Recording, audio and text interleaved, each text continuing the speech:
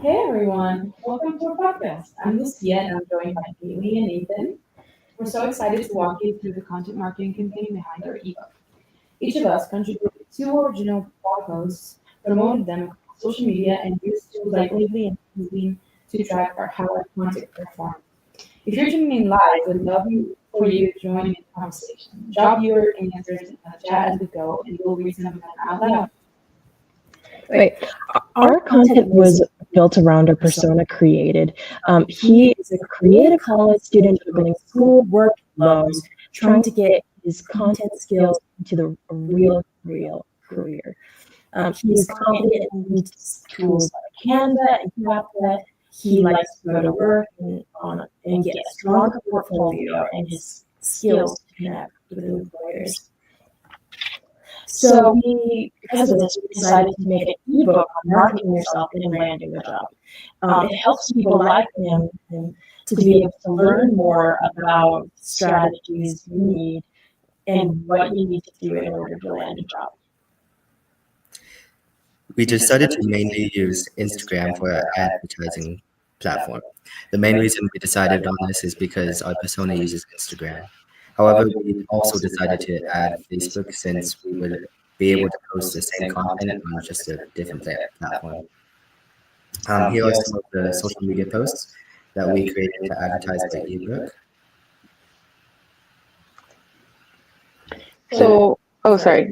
For mine, I decided to do a Instagram story. I mainly used Instagram. And I decided to do an Instagram story and then a post and a reel. And they all highlighted a part of the ebook and some of my chapters and what I thought was the better parts of my chapters. And I decided to post them more in the afternoon because that's when college students like a persona decide to go on social media and unwind after work and school. So that was my strategy. So my first post was to focus on transparency, to show that the link that they're clicking on is this ebook that we created. And then the other posts that I posted was directed towards my quote-unquote audience, because my followers are my friends and family. And so the best way to connect to them is with memes. And so that's the kind of tactic I went for. Okay, and here are my posts. So I decided I wanted to give them a little bit of a taste of what they were reading. So I gave some facts that were already in the ebook and then kind of condensed them into an Instagram platform. So as you can kind of see, there's two of those. And then I also did a trailer for the beginning to kind of introduce what it's about and what you can get out of this. Now, in order to track how many people were clicking on links based on our social media posts, we used Linkly. This was Kaylee's, and yeah, I mean, you can see that most of it is in the US. We were kind of shocked about it, there were some different locations. But yeah. I was most definitely shocked that there were different locations, especially since most of this was on my private account. So I was like, oh, I didn't know. Or maybe some people just have a normal weekend that says that there's something else in the world.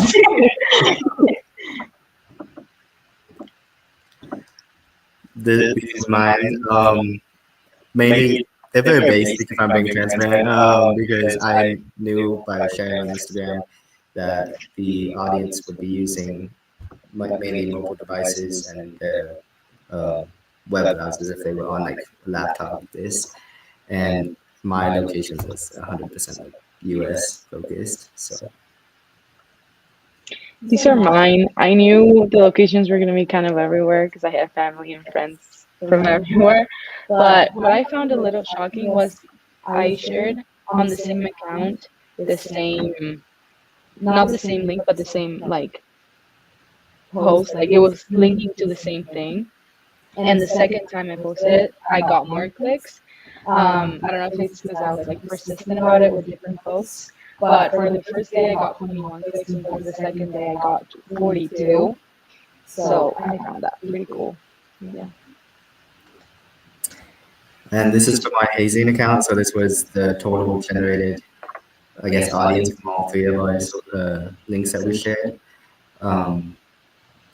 something that I was surprised about was how quick the growth was early on, and then of course later on it kind of died down because, well, that's how links work. So Yeah, I can agree on that. I did notice that like as soon as I posted something, it would spike up and then like instantly drop the next day. So it almost seems like it's really good if you're doing stuff like this to like be posting consistently, because once they see it once, it like kind of drops off. yeah. And something else that I thought was interesting was obviously we know how long people usually spend time on the link we click because you can see on the top pages. But I honestly thought it was going to die down quicker. Like after the first couple pages, it was just going to be like 2 people that stayed. But no, we actually had a nice progressive decline. So yeah. Okay, so what lessons did you guys learn from this campaign, and what advice would you give to future campaigns in content marketing? I think I learned a couple things. First of all, be consistent. That's very important because posts die down, and once you see them, they go away, and people don't usually visit your posts multiple times. So be consistent on your posting. And also, I think one size fits all doesn't exist here, and you need to research your audience and who you're targeting to make it like they will interact with your posts and make it purposeful. So yeah. Yeah, I think that's good.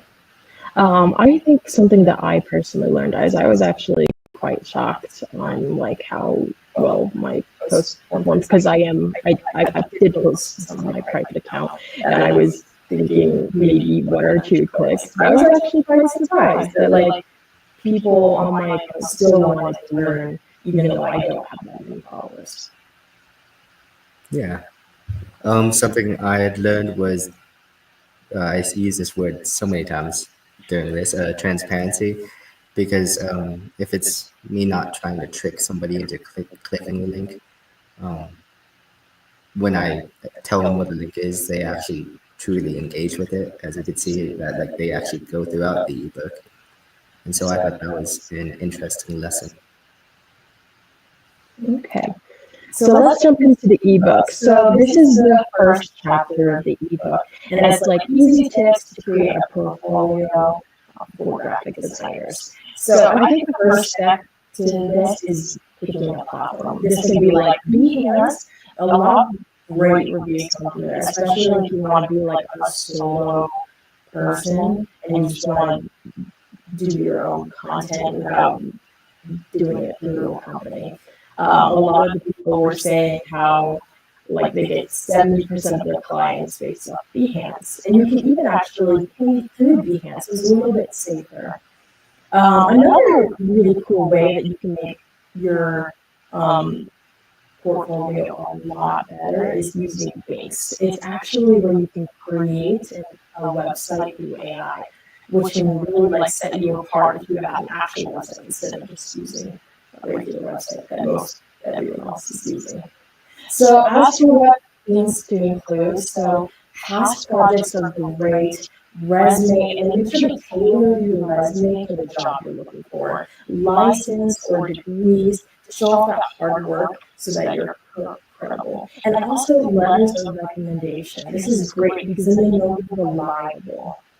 I think feedback is also really good, to look over your portfolio and send it to a friend or mentor and see what they think to get another set of eyes on it. Sometimes we don't realize how complex our portfolio is, and we go, oh, this makes sense to me, but we're the ones who created it. So having somebody else be like, oh, I actually don't think this makes sense, could you actually change it in this way, can really improve your portfolio. And then the second chapter was how to stand out to employers with job applications. So a great thing you can do is use the job description using keywords. A lot of companies nowadays actually use AI to like filter out people. So if you don't have those keywords, you'll kind of just be like cast out, and they won't even see your application in the first place. I would also like share what makes you unique. share your past achievements from your previous job. Another way to stand out is showing how much you want to work at the company.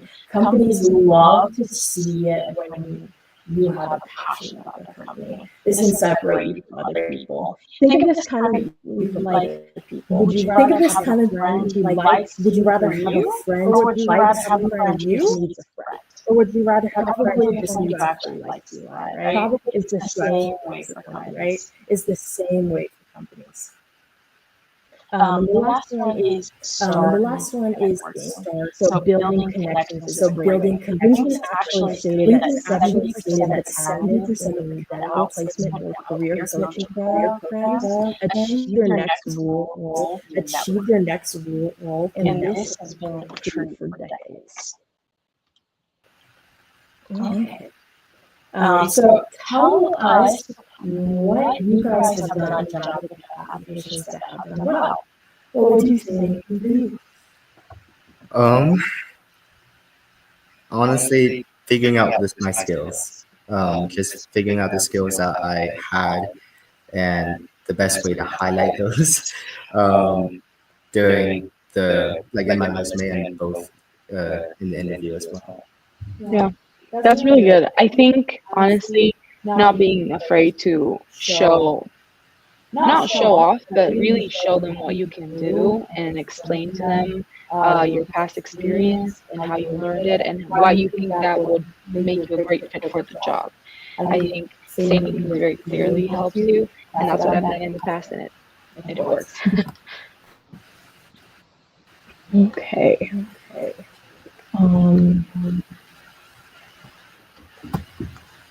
Let's continue. Okay. So Nathan, do you want Oh yeah. So my blog posts were mastering the elevator pitch, and with that, I was just. It's kind of very simple. If I'm being honest, it's very quick and to the point, and you just need to have clarity. The most common advice that is given to have be under 75 words. But honestly, you don't have to keep track of the words you say. The other biggest thing is to keep it natural, and so I guess that's the thing that would be highlighted with that. The question I would have for you guys is in what environment would you use an elevator pitch? Okay, and while we wait for those comments to come in, let's go over the comments that we received. So I actually really like prepare, practice questions, and your answers. I think this is so helpful for interviews and stuff like that, because if you're prepared, you're going to be less nervous when you go, and that can show that you're a confident person. I honestly think just prepare and you hit that. That's great. Okay, what did you guys like? I really liked research the company. That's actually later on in my chapters. I have that. I think that's very important, and it goes into what you said earlier about like who you are. If you research the company, you know what they look like, and you know where you could help them. I think an elevator pitch. I think I really use it in schools, specifically like societies and different events like the senior showcase. Those are really good opportunities to practice your elevator pitch skills. Yeah. Okay. Do you have anything you would like to share, Nathan, from the comment section that you liked? My laptop is actually having some issues right now, so I'm not actually fully able to see it, so that is my bad. Okay, that is okay. I bet you guys are dropping amazing comments. Okay, so we'll continue. Yeah, so the other chapter that I focused, I guess created was what top practical skills you actually need for digital marketing, because as you can tell, time is changing, which causes a lot of things to change, especially with like AI and everything. So with I don't know, I guess we've been in places where so we don't know what's occurring. Huh? My laptop shut up. Oh, that is so sorry about that. Wow, I am so sorry about that, team. But something that was interesting was that with the top practical skills and that we need for a digital marketing job, it varies because it varies on what job we are pursuing. Okay. So, and this is the question we have for you guys. What would you say is the best skill to have in digital marketing? And while we're waiting for you guys to answer, we'll move on to Lucia. So my chapters were, the first one was 5 tips to market yourself online and land that dream job. I think it just goes over LinkedIn and being active there. And I think my greatest takeaway from researching and writing this is being purposeful in what you post and where you post it. And really, I've said this before, but being consistent in what you post and knowing your brand and knowing what people expect you to post and then go off of that and your content pillars. And then for my second blog post, did I did 10 ways to impress a hiring manager doing an interview. And the best thing that I found was the STAR method, which I didn't know existed. And it's situation, task, action, and result. What's going on? What did you have to do? What actions did you take? And how did it turn out? If you have that in mind when answering any questions in your interview, you're going to impress any hiring manager and you're going to get the job you want. And those are my blog posts. Sounds good. And we'll wrap up from here. So check out our blog post. We'd love to hear from you. And thank you for being here today. Hope you learned something new.